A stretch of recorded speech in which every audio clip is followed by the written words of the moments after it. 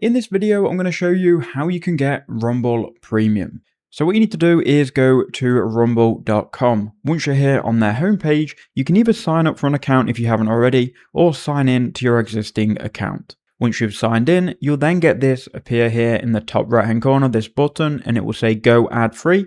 If you click on that, it's going to then open up Rumble Premium. Now, there are some events coming up that require Rumble Premium.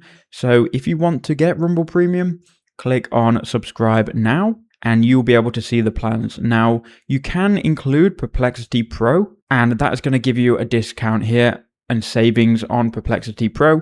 I'm just going to pay $9.99 monthly, so we'll click on this. You can then scroll down.